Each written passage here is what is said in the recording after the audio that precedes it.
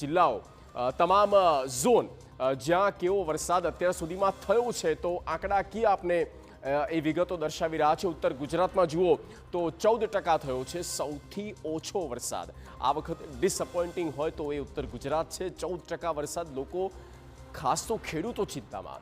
દક્ષિણ ગુજરાતમાં તો અધધ 49% પહોંચી ગયો, અડધા ઉપર આવી ગયો છે। આ જુલાઈના અંત સુધીમાં તો તેને ક્રોસ કરી જશે।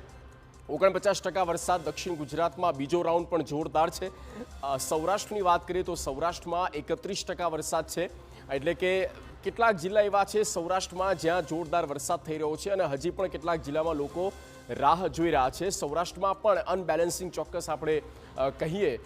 કચ્છ પણ એક જબરદસ્ત ડિસઅપોઇન્ટિંગ કહેવાય, માત્ર 3% વરસાદ છે, એટલે કે એકદમ ઓછો વરસાદ, નહિવત જ માની લો કે વરસાદ થયો જ નથી તે પ્રકારની સ્થિતિ કચ્છ ઝોનમાં છે, કચ્છ જિલ્લામાં છે આખાએ।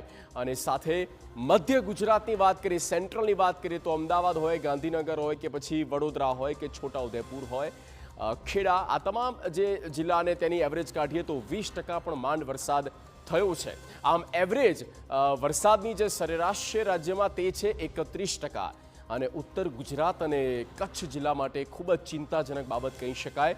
અને આશા રાખીએ કે વરસાદી જે વધુ એક રાઉન્ડ આવે ને તે ઉત્તર બાજુ થાય અને ખાસ તો કચ્છ બાજુ થાય, જેથી કરીને ખેડૂતો એ ખરાબ જે દુકાળ જેવી સ્થિતિમાં ન આવે અને તેમનો જે પાક છે તે તેનાથી તેને બચાવી લે અને આ મહેર જે છે તે ખરા અર્થમાં આશીર્વાદરૂપ સાબિત થાય।